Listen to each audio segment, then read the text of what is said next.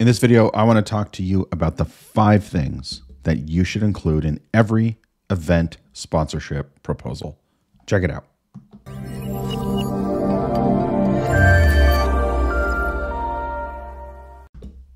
All right, the 5 things that you should include in your event sponsorship proposal. I guarantee you not one of them contains the word gold, silver, or bronze. What should you do instead of the super old school and outdated by 40 years at this point gold, silver, bronze packages? Well, that's exactly what we're going to talk about. But before we dive in, make sure you hit the subscribe button and click the bell icon so that you never miss another sponsorship video.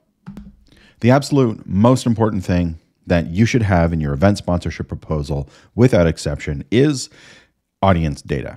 Not just a sentence about how your audience are people who like the thing you do, or that your audience are just a bunch of middle-class families, but real audience data.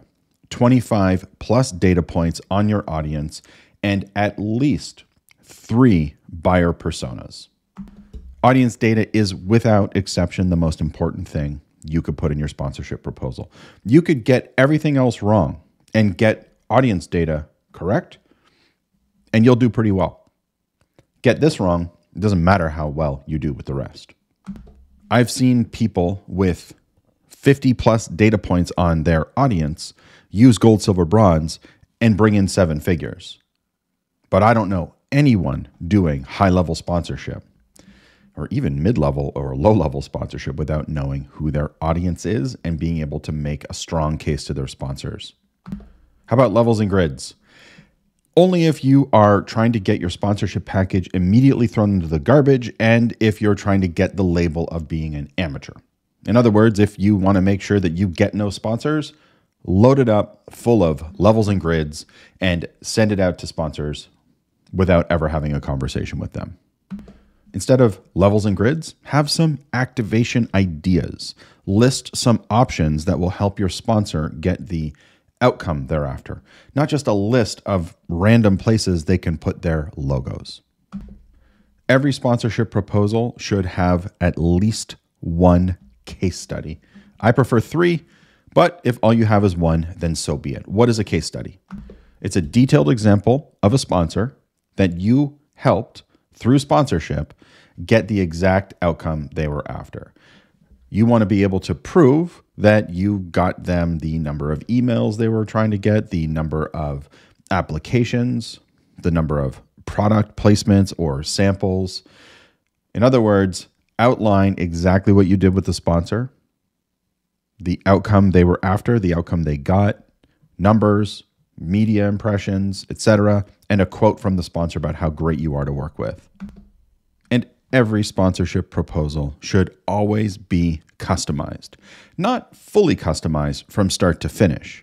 Audience data doesn't necessarily need to be customized. But after you've had a meeting with a sponsor, you want to put together exactly what they told you they were interested in, and ideally a case study that is related to the outcomes thereafter. And something that I often see missing from a sponsorship proposal is contact information with a strong call to action. Now I know what you're thinking.